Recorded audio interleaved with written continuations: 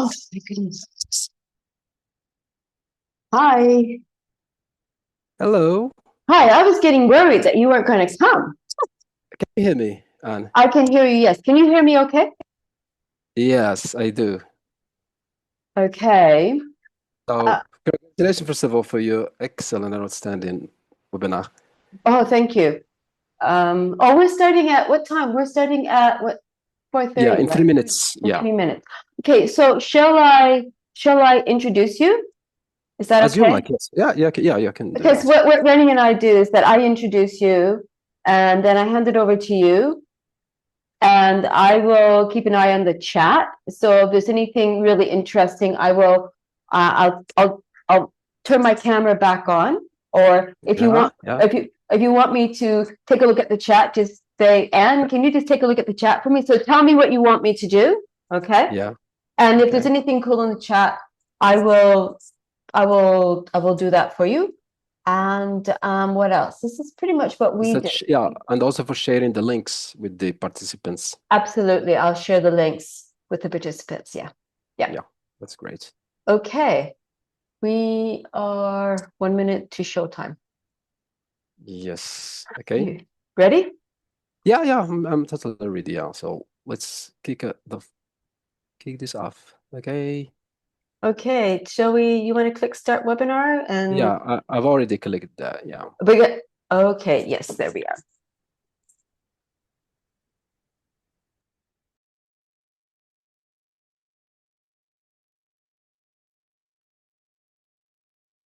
And we are recording. Yes. Okay. Okay. And the chat.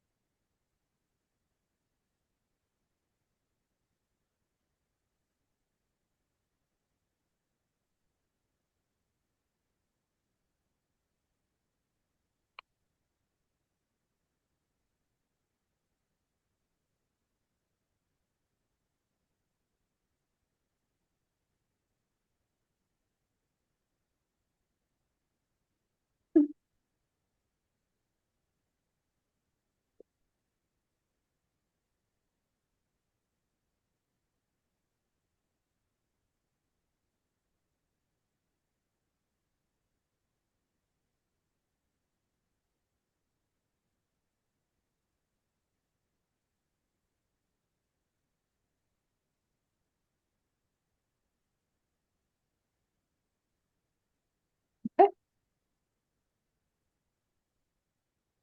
All right. Mhm.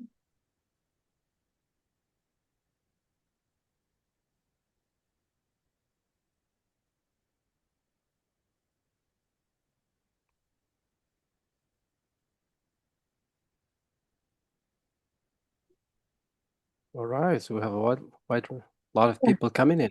Hi. Yes, we do. We have, well, let me just see. I mean, we have 165, almost 170 participants have joined us from various parts of the world. We have from Iran, Egypt, where else do we have? Oman, Iraq, Kuwait, KSA, Saudi Arabia, Algeria, Barbados. From the others, it must be very early morning in Barbados. What else? From around the world, Dubai, Turkey, Algeria. So welcome everyone. Welcome to today's webinar. Shall we get started? Well, yeah. Welcome, Okay. everybody.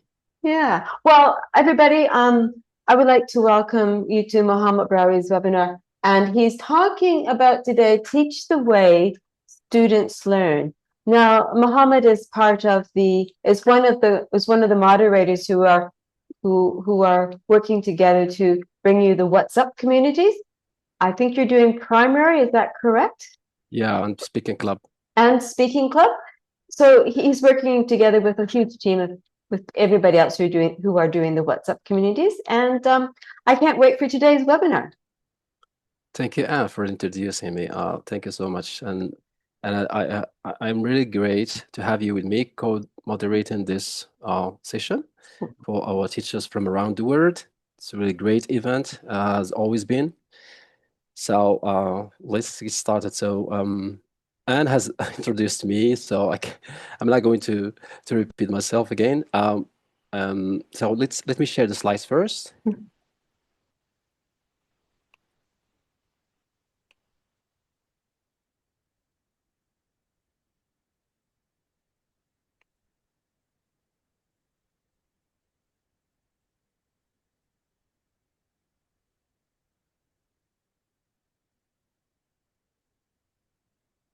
So you can see the slides, right? Yes, we can. Thank you. Yes.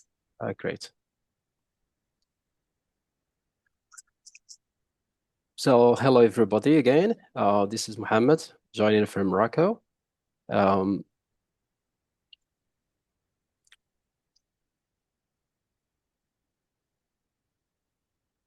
I'm thrilled to presenting in this mini event together with Amsok, who you've enjoyed her session in making writing real and the importance of the audience in doing this.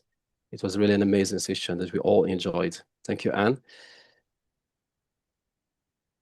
All right, so here are the learning outcomes. So by the end of this webinar, you will have identified students' diverse learning preferences and how students learn, understood ways. Yeah. Mohammed, I think you need to change your view because we can see your notes. Or okay. You just need to, no, you need to change the share so that we see your screen without seeing your notes. I think you've got two devices, right? Two screens. Just check the share. Just check the share function. There, that's better. Now we see. Nice. Is that good? Is that good? Yeah. Okay, great. Thank you so much. Right. So as I said, these are the learning outcomes for this session. So by the end of the session, you will have identified students' diverse learning preferences and how students learn, and understood ways teachers tailor their lessons to meet students' multiple ways of learning, and explored some practical activities tailored to meet the diverse needs, interests, learning styles, and multiple intelligence of our modern learners. So this is the outline. So we start by defining sub-concepts, learning styles in action, scenario-based practice, learning styles and leveraging technology, graphic organizers workshop, and UDL multimodal learners. And we'll end up with some tips and reflection session. All right. So for this warm-up, I would like you to use the chat box and react to this question. So in one word, how can you describe your learners?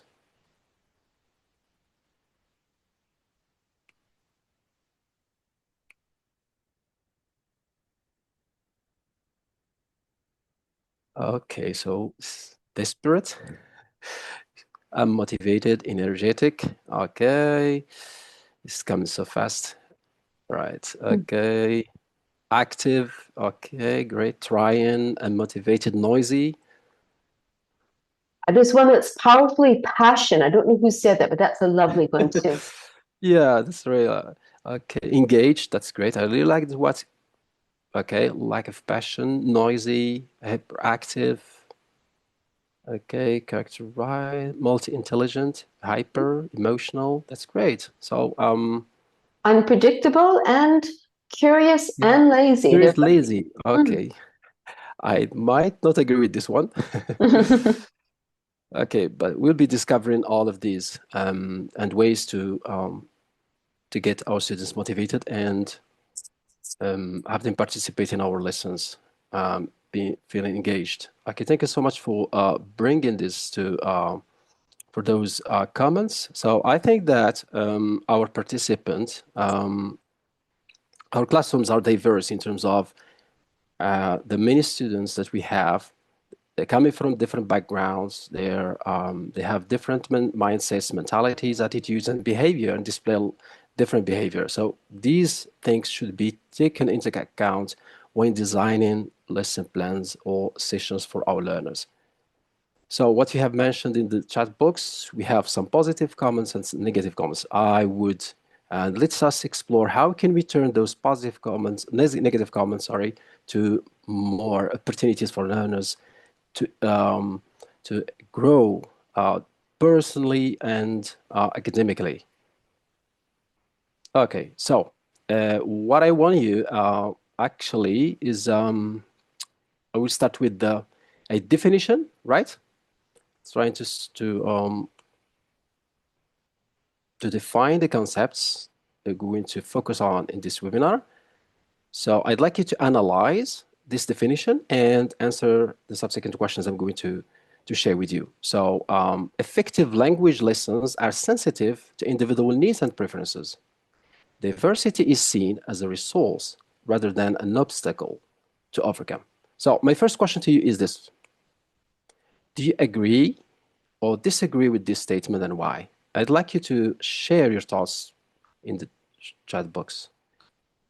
All right, Fuzia says agree. Mhm. All right, let's see how many people agree and how many disagree. So we have a neutral point of view because they have mixed. Okay. And if you can pick any comments because this is running too fast. Oh yeah, just give me a minute here. Most are agreeing with the statement. Yeah, I can't read them all. There me are a too. couple that are Great, mixed. yeah, Mhm. because everyone can be the same. It Mhm. would be boring. So yeah, this taps on the diversity we have in the classrooms. That's There's great. a really nice comment here from Hala. She says, yes, because each student is unique. I love that's a beautiful comment. Yes, great. I share the same thought. Yes, I agree because the diversity helps us grow as educators as we discover varied ways to meet each individual need. That's great. This is a comment from Anna. Uh, that's one is a really great comment as well. There's one from Okay. Nabila, and she says, diversity is the spice of life. People are different, and so are others. Yeah, That's beautiful. this is a good imagery about how our classrooms are. I think that is we are very lucky to be teachers because we can taste from the spices we have in the classrooms. Beautiful, yeah. Yeah. All right. This leads us to our next question, which is all right. So, is it possible for teachers to accommodate different needs and preferences of an entire class? And bear in mind that in the region of MENA, our classroom are pretty large. So, do you think teachers can accommodate for the different needs and preferences we have in those classes? Well, okay, let's see We your have a thoughts. possible but difficult from Yvette. Yeah, sure.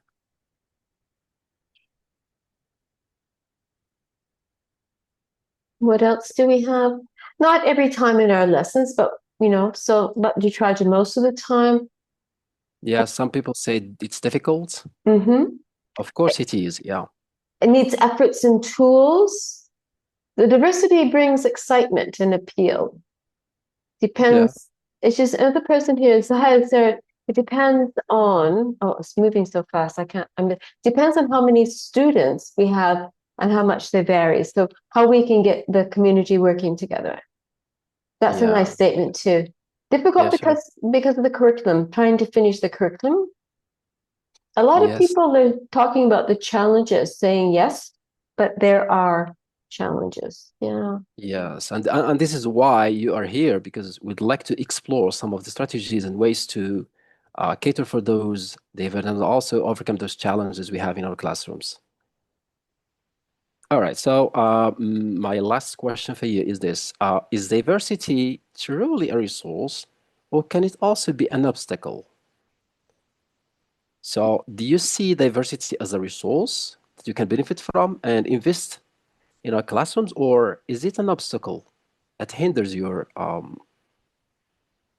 teaching? Hmm. Okay, both. Some people say both.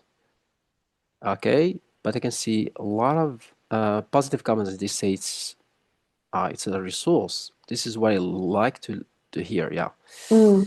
There's one Okay. comment, and I've missed who said it. It says, yeah, but it is challenging. So it's both ways. You have to work with the diversity and see what you can do with it. Yeah.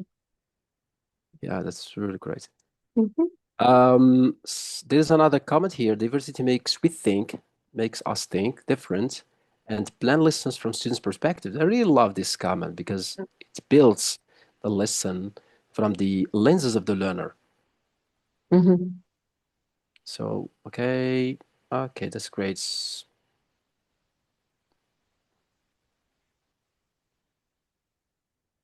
Diversity creates a stronger element of Mhm. fascination. Okay. We've also got a comment about having different learning ways. So we must use diversity activities to meet their learning needs. So people have different ways that they like to learn. Yeah. Yeah, that's great. So thank you so much for your comments. So I think that this is the debate actually, because it touches upon a very, very cornerstone, a very important asset in our classrooms and in our context, which is how can we overcome the challenges we have in our classes. So this is what this webinar is about. So let us together explore some of the ways that you can cater for all the diverse needs of your learners, and as well as affect change in your context. We acknowledge that there are certain problems, really like large classes, low resources, and so on and so forth, but this does not impede you from making the efforts to change the status quo. So let's proceed to the next slide. So now, there is some kind of controversy and debate over whether we can adapt learning preferences or styles. So I'd like to look at what you think about this. Can we think about styles or preferences? So in the chat box, share with me, are you opting for a learning style or a learning preference? What do you think?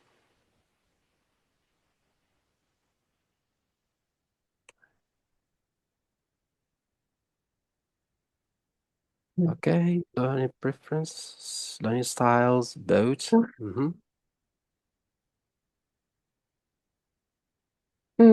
People are, it's pretty mixed. There's people going for preferences and styles. Yes.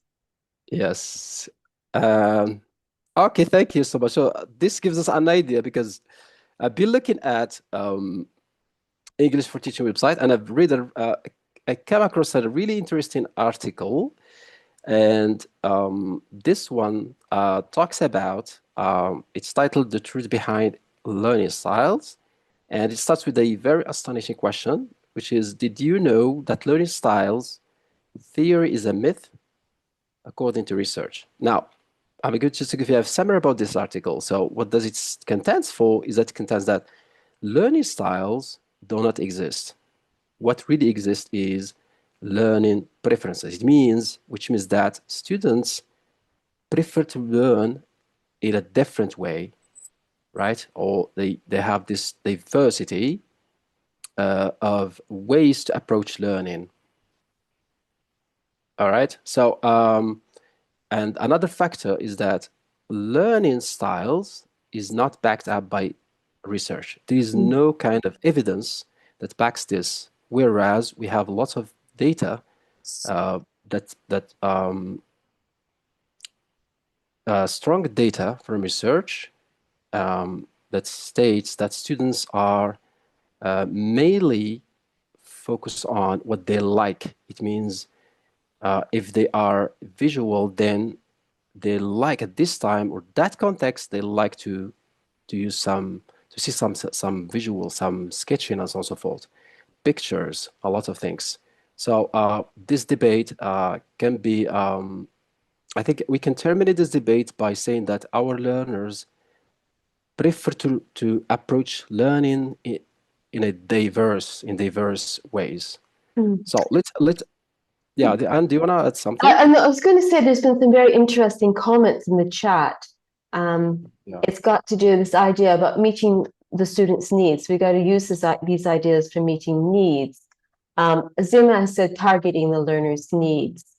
What else do we have here? So that I think that's a really important thing when we're looking at learning preferences, is that we're looking at the students' needs, what they're interested in. I just thought I'd just pop that in. It's really quite correct. Yeah, we need to look at our students, what are their needs and their specific interests exactly, so that we can build our lessons up in that. So now I'm going to start with this acronym, and I would like you to tell me, what does this acronym stand for? So what does each letter of the acronym stand for? Great. Visual, auditory, yes. What about R? Writing and Anesthetic. reading. That's great. Yeah. So I'm going to show you an infographic. So this infographic sums it all. So VARK stands for the full different, I would say, learning preferences, not styles this time. So we can say we have visual learners, auditory, reading, and kinesthetic learners. But do we actually, the question is, do we actually teach a particular type of learner? Or do we teach diverse learners in our classrooms? Right. Yes, it's a combination of preferences that we put all together in order to form that picture, that bigger picture.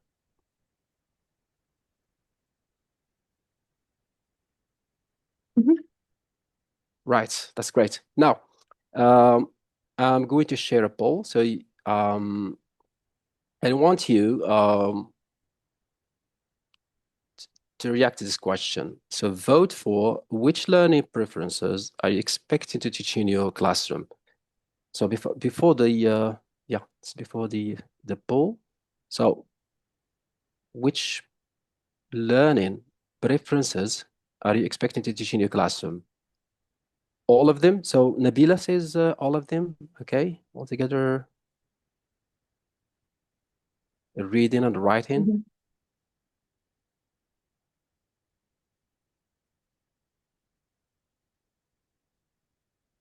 Okay, there's another comment here. All students can learn according to their needs. Okay. The visual.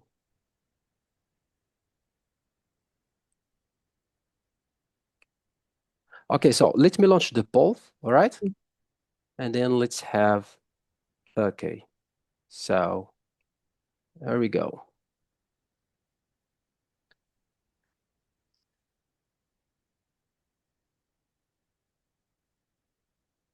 All right.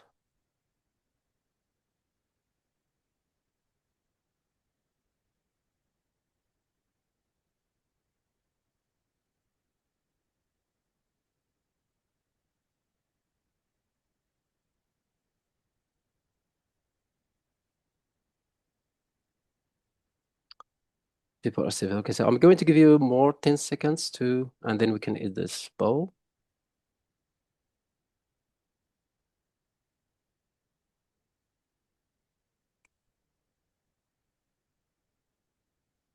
All right, so what can you say about the results?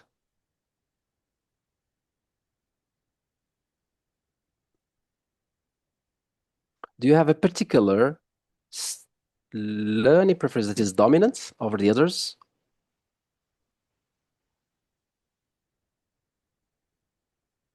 For sure. What do you think, Anne? What do you think about the results? Well, I think let me just turn the camera on. I think it shows that a lot of our students are visual, that we use our eyesight, we use sight a lot for learning. And I think that seems to be what people are looking at. And we have reading and writing that people learn from reading, followed by the listening skills, and then followed by that. by people learning by doing the kinesthetic activities. Yes, thank you so much. So if you look at the percentages, I think that there's not that big difference between the two, the four styles. I think that we have the visual have 77%, auditory 49, writing 58%, whereas kinesthetic 30%, and which shows that our classrooms are really diverse and that students approach learning in different ways. Okay? But Mohammed Shakuri has Yeah. made an interesting point that teachers sometimes unconsciously prioritize the way of learning that they like. And I think that's something we need to be aware of. Yeah, that's really true. In some classes where we have one size fits all, I think that this picture is absent, where the teacher, um, what we call also explicit teaching, Mhm. where the teacher exerts some kind of authority, is the donor of knowledge, the creator of everything, and also a lecturer rather than a facilitator. I think if we looked at uh, the classroom from a perspective of the learner, we'll see that the learner sees the classroom as a diversity. So he wants to see different things, and he wants to play, he wants to see things, he wants to touch things, and so on and so forth. This is how teachers should approach teaching. All right, so let's see some facts about learning preferences. Now, as you can see here, for the diverse learners we have in the classroom, we have the visual learners. So these are some strategies and tools that you can use in order to cater for this type of learner. So how many of you have used graphic organizers, infographics, drawing, sketching, timelines, color code? So how many of you have used these strategies in your classrooms? Great. So everybody, yes, that's good.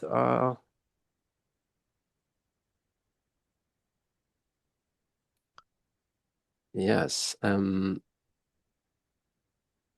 Okay, we have lots of positive comments coming from teachers. That's really great. So everybody is catering for the visual learner. So it starts with the simplest thing. When you share a VA, a visual aid, a picture, then you cater for this type of learner who wants to see things moving around. Next, okay, we have the auditory. Again, how many of you have used read alouds, listening to games, per explanation, podcasts and clips, think, pay, share, chance? Again, it's everybody. This is quite interesting, isn't it, Anne? Yes, we had a question earlier about color coding. What do we mean by color coding? Yes, this is a straightforward question. Now, especially when you're introducing grammatical rules, you'd like to highlight those rules using different colors. For example, you're teaching the present simple, you might opt for a sentence where you use the color, a verb in a different color. So the learner can remember the rule by remembering the color. So this is what we call color coding. And also it can be used also for categorizing vocabulary in a chart. So we can use different colors for different columns. For example, food, we can use a green color, for example, for drink, green, yellow color, and so on and so forth. All right. Thank you. Yeah.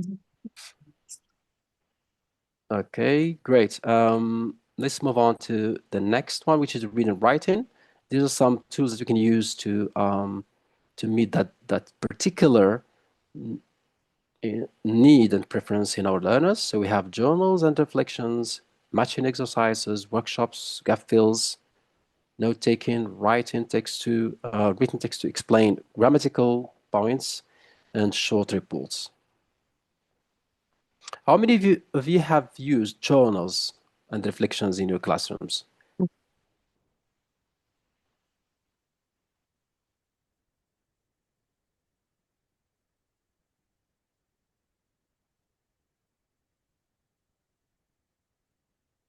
All right. So again, everybody, as the majority of our teachers, participants today, uh, use these tools Mhm. in their classrooms. I think this is great. So let's move on to the last type of preference we have, which is the kinesthetic learners. So first of all, what do you mean by kinesthetic learners?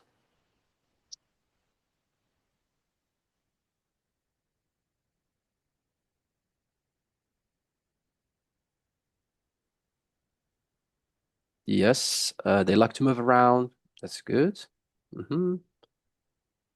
They like to touch Yes. things. Yeah. Touch things, manipulatives, and so on and so Mhm. forth. That's great, yeah.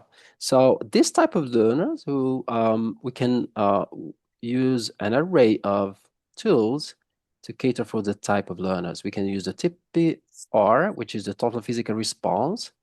You can use ReLIA. This is a very, very excellent and well, one of the traditional ways, but really excellent and engaging tool. Using the classroom furniture, using your body as well in order to teach words and so on and so forth, to give instructions and help students with understanding. Yes, volley games, grammar vocabulary stations, role plays and simulations. All of these are really the cornerstone or the assets of creating a kinesthetic learning environment in our learners, okay? Especially with the younger learners, this is a fact from research. Younger learners are active, are very active. They move around, they're impulsive and so on and so forth. They display very, very different behavior than adults. So our teachers need to take this into account by designing some lesson plans where they incorporate some activities where they engage students in moving around the class. Okay, can you mention one particular strategy or game that you can use with your learners in order to engage them in moving in the classrooms? Well, we had some Fun? ideas already. Simon Yeah, role said plays. role plays, Simon Simon says, said yeah, hot chair. There's lots of ideas coming up here. Doing some sort of sport, dramatization. So lots of role. Yeah. and I've one that I admire most is find someone who. Hmm. I like that one too. Have you used this one before, Anne? Oh yes, I've used it for all sorts of Definitely. reasons. Find someone Yeah. who it's a great activity, a great mingling activity. Yeah. Yeah, we can also use this one at the beginning of the year when students start to get to know each other. So we can give them a handout where they ask for information, personal information. They get to know their peers. So they get more in the classroom. They create that positive learning environment and where they socialize and uh, know about each other more and more. This is great. And now let's do some practice. Right. So in this, we'll start with this. Okay, analyzing some scenarios. So these are the tasks or the task instructions. So I'd like you to identify the dominant learning style needs not being tailored for in each of the scenarios I'm going to share with you. And then I would like you to suggest one or two strategies, practical strategy adjustments in order to overcome that issue, and then share your insights through the chat box. Okay, let's get started. The first scenario I'm going to read for you. Or Anne, can you please read for us this one, if you may? Of course. The first scenario, your students are constantly distracted during grammar explanations. They say they understand, but their writing shows otherwise.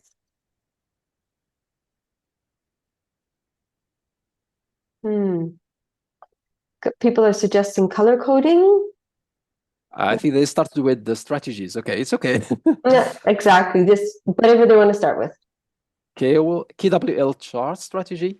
That's really great. Yeah, drills. Trail, marking with colors, color coding. That's yes. Try to explain another easy way. Nabila is suggesting they do gap fill activities instead of Mhm. using explanations, games. Yeah, I think there's kind of lecturing in this scenario. Hmm. Okay. Thank you so much for your insights. Now let's see some of. Okay, so I think there seems some students seem to struggle with understanding grammar stories, for example. So what would we suggest to overcome this is these are the strategies. So for the visual learner, you can use a timeline of events in the story using pictures. For the auditory learners, you can listen to or retell the story with time markers. So you could can have them listen to a story, or you yourself as a teacher tell them a story with those markers displayed on the board, right? Reading and writing learners, so we'll write the story highlighting verbs in the past. And for the kinesthetic learners, can act out scenes in sequence. So this is for our first scenario. Let's move on to the next one. So again, Yes, you've been using videos in paired work, but the students still seem disconnected. They don't engage unless there's movement or hands-on activities. what seems to be the problem with this scenario? Hmm, no movement. Kinesthetic students, I think. Yes, practice more worksheets, TPR. Mhm. This is quite interesting. Total physical response.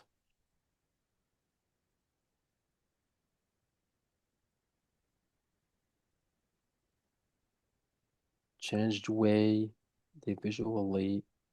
Yes, okay. How can we apply all of it? Yeah, I think they have Hmm. a question from It- Khalid. how can we apply all these strategies inside of one class? That's a really good question. Yes. Instead of one class as yeah. All right. So I will go back to this question. Hmm. Let's just first of all see the all right suggestions they have here on the screen. So first of all, we can say that the students seem to be bored with learning new vocabulary, and the strategies we're suggesting here, but for the visual learners, we have the graphic organizers, such as mind maps, picture labeling, and flashcards. So you can use the strategies to go some motivation from the learners. For the auditory learners, we can use chants and songs to introduce the new words. And I've seen lots of videos and also surveyed lots of teachers in the classroom using chants at the beginning of the presentation stage, where they introduce new vocabulary using chants. I think this is a great. Or you can use a story that you download from YouTube or repair directly from a YouTube channel, where you have students look at the visual representation of those vocabulary and also listen to the words being pronounced, which mostly young learners love to listen to. And then for the reading, design personal notebooks, scrapbooks, they call scrapbooks, or word journals. I have a particular question because I have a lot of stories, wonderful stories with crafting scrapbooks. Are you familiar with the scrapbook? What does scrapbook mean? All right. We have some no's here and some Hmm. yeses.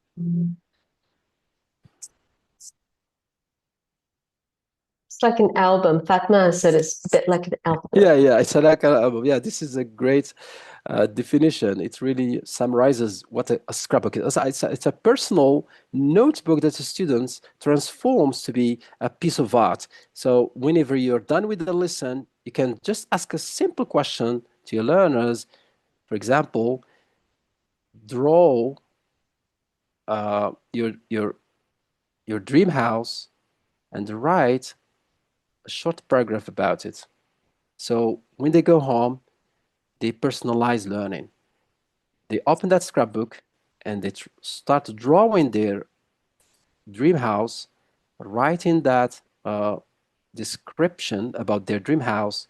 And also, what's really interesting about it is that they add some personal touch to that book. right? So this is all the idea about Scrapbook. It's a really great tool to integrate in your classrooms. Their students really love it.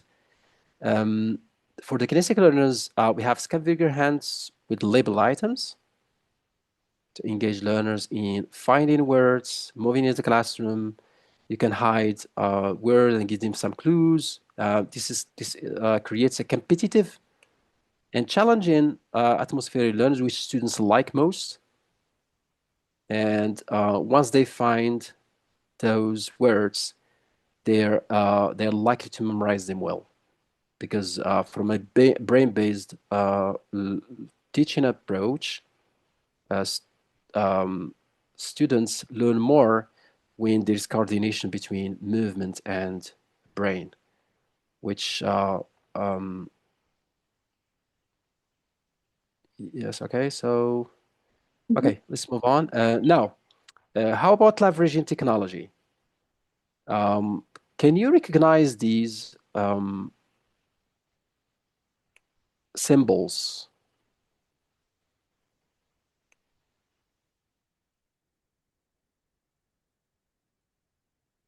All right, Kahoot, Canva, Eat Puzzle. All right, good. So have you used these apps before? Have you integrated them in your classrooms? I think we have really hardworking teachers here today, Anne. Well, yeah, they have. They've got Canva, Kahoot, all of them. I mean, they're very much using, they're really using these ideas. So all of them, people are saying yes. Most people are saying yes, a few people are Yeah, saying most of no. it, yeah.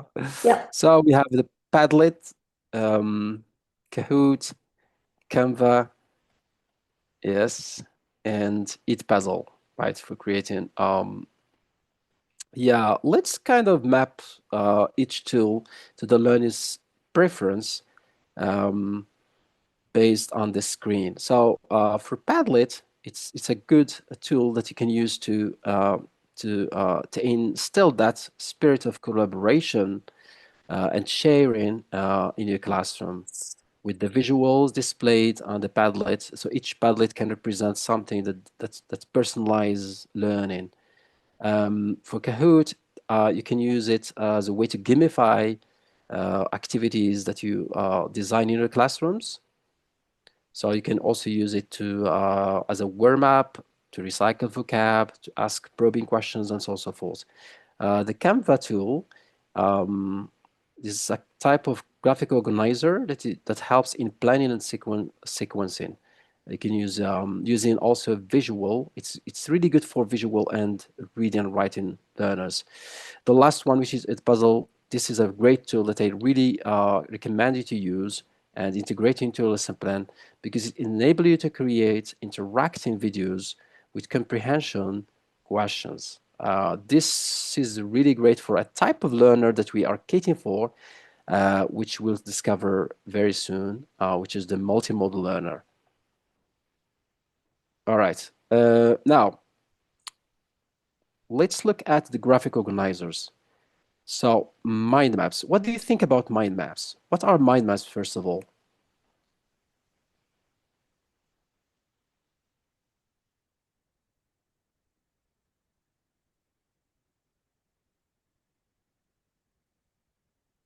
Okay, they help us brainstorming, collecting ideas.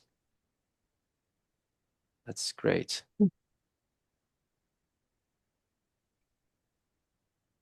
But it's also common, it's a tool for organizing ideas. Yeah, that's great. Mhm. And has to tell us a lot about cognitivism. And we know that cognitivism contends that a learner builds new learning when he taps that new learning when he taps on the previous knowledge, which gives us a lot of insights on how teachers should activate students' prior knowledge in order to have them form such linkage or association what they already know. So new learning happens because students or learners tend to tap on what they know before. That's why we have like KWH charts. a very famous graphic organizer where we have ask students to list, for example, what they know about the topic, and also to give them that learner centeredness where they ask them, what do you want to learn about this? What do you want to know? At the end of the session, we ask them, what have you learned, or what did you learn from this session? So this kind of tapping or linking the old information with new information, Mm. right? Uh, So yeah, Fatima, I just want to bring this up. Fatima called it cognitive hooks. It's a very what is nice word. that? Cognitive hooks. So the idea of Cognitions. yeah, Yeah. the idea of hooking onto the This, person. That was yeah, this is a great tool. Yeah.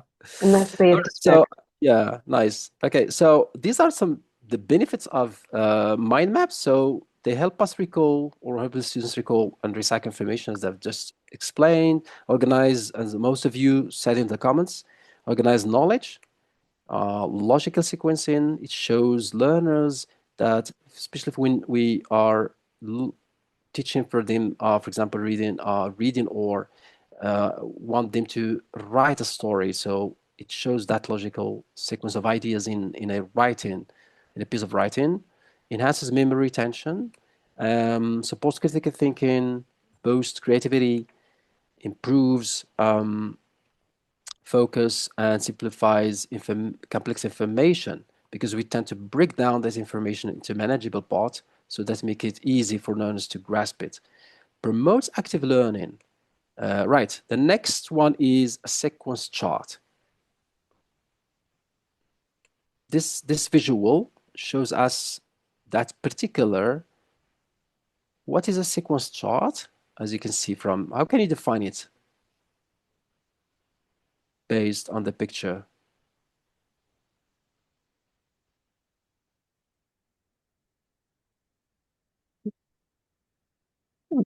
Very good, so we can use to tell a story. Yeah. Mm-hmm. Flowchart. This is coming from, oh, I've lost the name already. Anyways, it was there. Sequencing events, steps or procedures, logical order. So these are the Yes. idea of the sequence chart. Yeah. Chronological events. That's great. So this is a great tool that can help us um, improve comprehension order, especially teaching your learners. You give them a piece of writing or an excerpt from a reading, and you want them to organize certain uh, information into this sequence chart, so they can start with the first, second, and the third, and so on and so forth. It enhances retention of information because it's displayed, it's there, so students can review it from time to time. It supports skills, writing skills. And I think Anne is going to help us with this because she's been teaching writing. She's a fan of writing. What can you say about this, Anne? Oh, Does yes. it support writing skills? It does because it helps us to. One of the things is we can brainstorm the ideas, but we need to put the order in how we want to write. So by putting little notes or drawing pictures, we can actually go, oh yeah, this is what I want to say. It doesn't have to be for students who are at the C1 or C2 or B2 level. You can use it for A1 and A2 learners too, as long as you've got the right topic and as long as you've got the correct scaffolding, the correct support. That's great. Thank you, for those insights. Really great. I've been seeing uh, your passion to writing, and it's really exemplified in your sessions that you moderate on WhatsApp. It's really great. I think that this is really good when you have listeners to organize their ideas so that they can be either for an argumentative paragraph or a descriptive paragraph and so on, or a narrative paragraph. And also, it boosts reading comprehension. Okay, it develops logical thinking, assesses assessment friendly. It's a tool that can assess learners' performance during a class. Right. The last our last graphic organizer is role play grids. As you can see here, a role play grid is a great tool that you can use with your learners, especially for speaking activities. So you can hand out this role grid to replay grid to your learners and have them work in peers, so they know exactly their roles and what is expected of them. And also you can also highlight the language that you are focusing, and also that students can make a twist or challenge, or you can add a twist or a challenge to the activity. For example, the first one, a student asking for directions. Then student B, a local resident giving help. So we have two people meeting in the street. One has that information gap and the other has that knowledge. So they can have that meaningful task that you can accomplish together. Then the context is in a street in Cairo, for example, or Malaysia.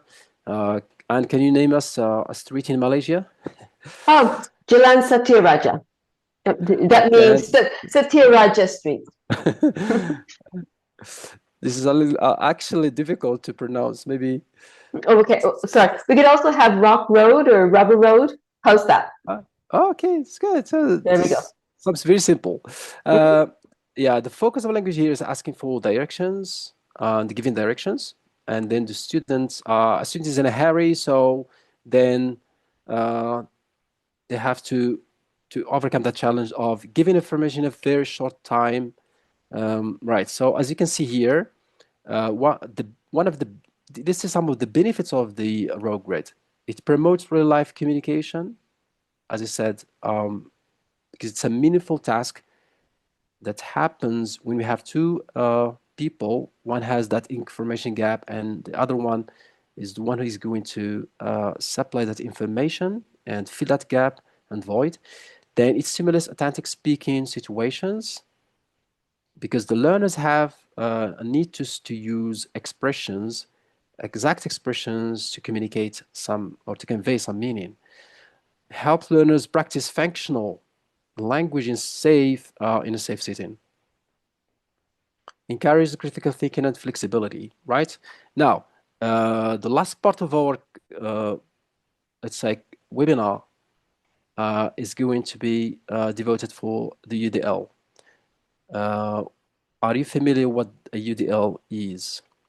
Can you share with us what do you think a UDL is? What does this acronym stand for?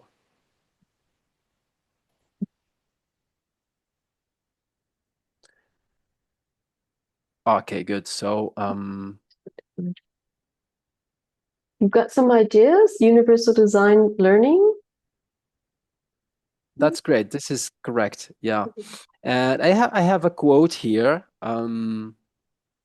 It's a little bit long, but it's really worth it. Can you read for us, Anne? Thank you. When I created units, I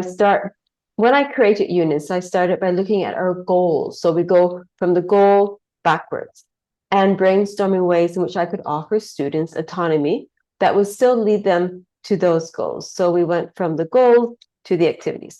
Sometimes they choose their own text or topic. Other times I offered material in multiple modalities for them to choose, from reading to watching and or listening. Lastly, I saw so much creativity and engagement when the students had a choice over how they demonstrated their learning. For example, choosing a written response, a slide presentation, or a video. So, yeah. That's great. I think this one sums up all the principles of the UDL. What are those principles, if you could mention them in the comments, based on the quote that I have shared with you from Sarah Schwartz? We have engagement, That's student, great. Engagement, yes. mixed abilities or mixed learning preferences or needs. Representation, that's really good. We have engagement, representation, and we have the last one. I'm looking for the last one, developing creativity, choice, giving choice, response. Okay, goals, flexibility. All right, PBL. All right, so a UDL is a multimodal learner. It accounts for the multimodal learner that we have in our classroom. So instead of talking about students being categorizing or categorizing learners into visual, kinesthetic, and so on and so forth, we're talking about another model of learning or teaching that we exemplify in our classrooms by catering for the diverse learners we have, needs, interests, multiple intelligences. So learners are likely to learn effectively when engaged through multiple modes. So we have the three principles of DDLR. So we have engagement, as you mentioned, then we have presentation and expression or action.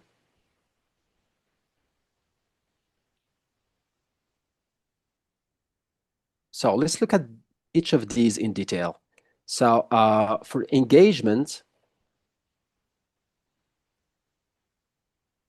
what do you mean by engagement is multiple means of engagement. It means that learners vary in how they are motivated and want to engage in learning. So we can provide multiple options for engagement. So you want to engage your learners, you need to use different ways to engage or different options that to engage that particular learner you're targeting.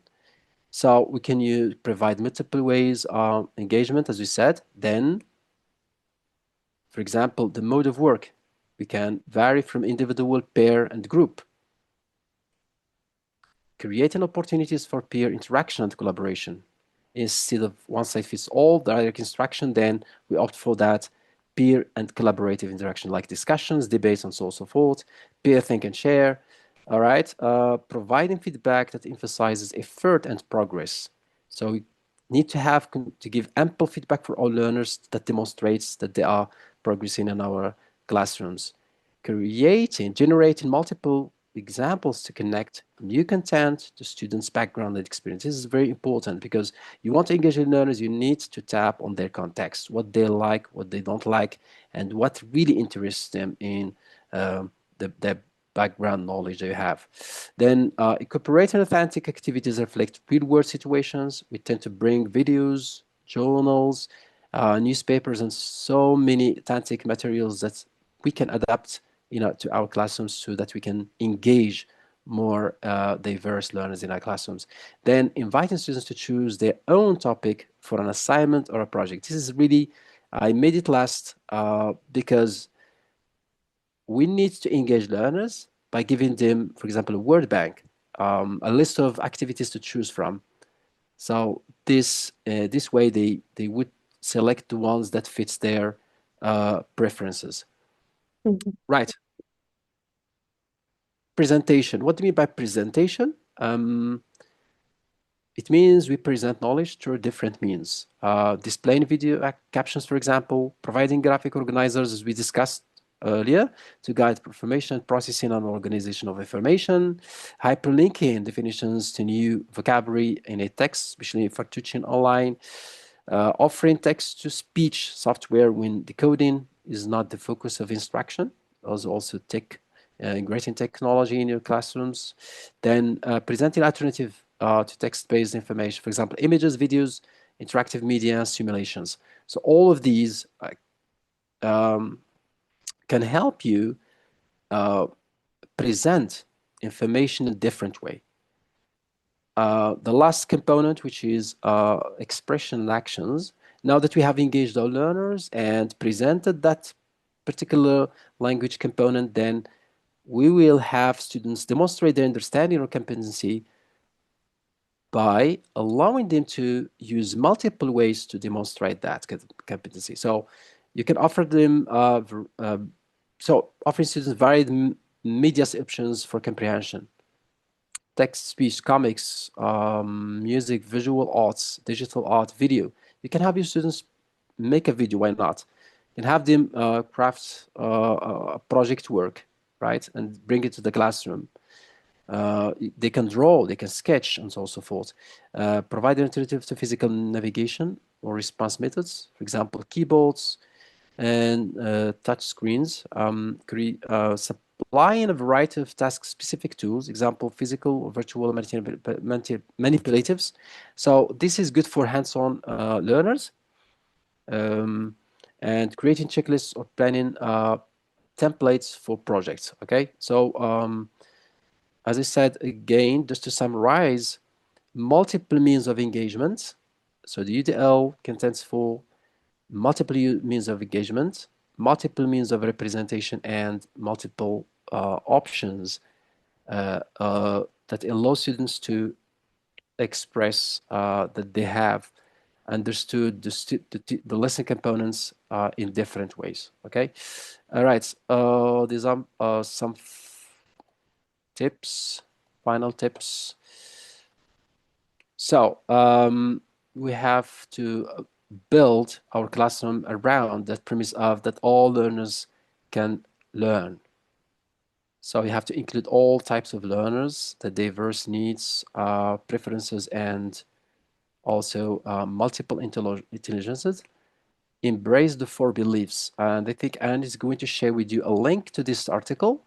So the four beliefs, the first belief is that all students are capable of reaching the goals we set. Barriers to learning come from the outside, not the learners. So we do not blame learners if our lessons failed. So there are other factors that impede learning. For example, the socioeconomic status of the learners, their backgrounds, the problems they have in their community, and so on and so forth. They all bring that to the classroom, which contributes to the failure of the class. Not the problem is not that does stem from the learners. Implement a learner-centered approach to foster student autonomy. This goes against the traditional method of teaching that we learned from grammar translation method, the direct method, and also the explicit teaching, which favor teacher's authority and one way of instruction. So by contrast, we have to implement that learner-centered approach where every learner is included in a kind of community. And also it fosters and tap on students' uniqueness. Right, and the last belief is that self-reflection fosters lifelong. Yeah, allow students at the end of every lesson to reflect on that, on the lesson, what they learned today, what went wrong, what they liked, what didn't like, etc. So this gives them an opportunity to reflect on their learning and see growth opportunities. Right. Adapt your lessons to meet all the needs of your learners. So I think sums it all. We need to adapt, not to adopt. Of course, adapt and make changes where fits. So that's really important. Allow your learners to choose the activities and tasks instead of bringing the activities and impose them on the learners. You can have students choose their activities, or also suggest, why not suggest new activities that you might not know about. Create a positive learning environment where every learner is included. I think this is a very important asset of a community of the classroom. If you want to create that or foster that positive community of classrooms, you need to embrace that positivity in your classrooms. Bring in having students share their emotions, share what they like, what they don't like, and create that uh, uh, atmosphere, positive atmosphere in the classroom, which we create, which we contribute to the success of or the achievement of the goals that you set, either for the short or the long term. Now, one last thing I would ask you to do is to react to this, to reflect again. One new strategy from this session I will try next. Can you share with us very quickly?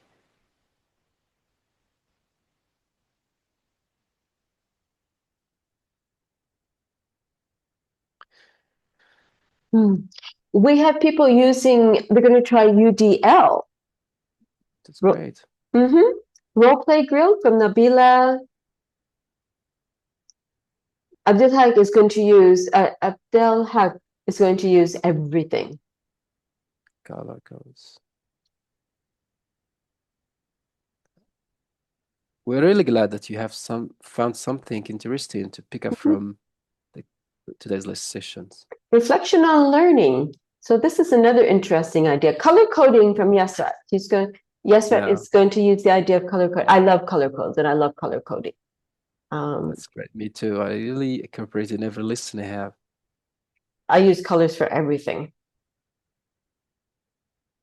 The grammar rule, they're going to learn, I'll ask the learners how they want to learn.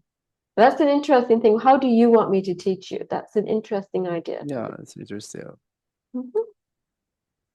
Okay, great. Of course, we don't forget to share some professional development opportunities. So we can look at the calendar, the quarterly calendar, and the yearly calendar for the British Council. So you can benefit from a wide range of topics, discussions, courses, and free courses actually that you can subscribe to.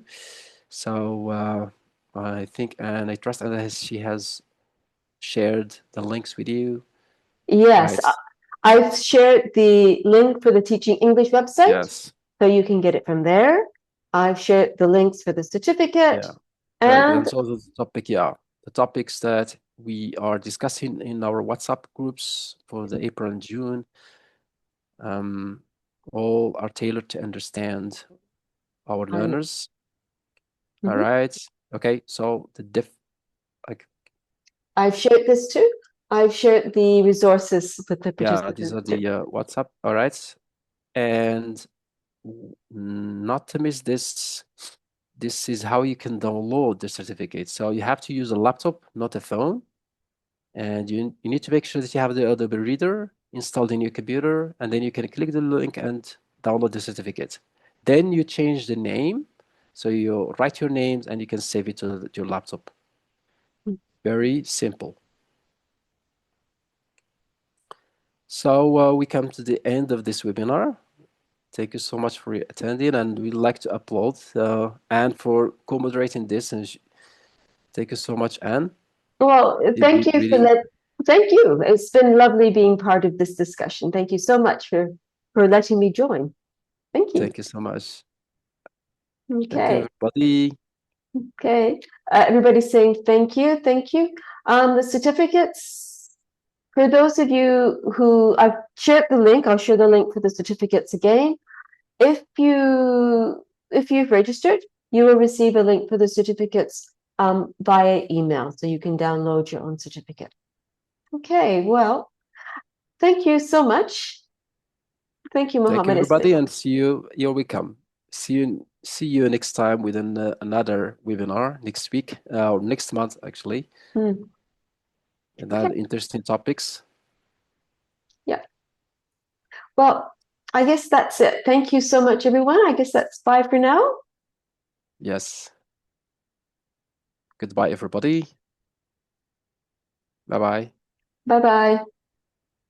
Close. Yes.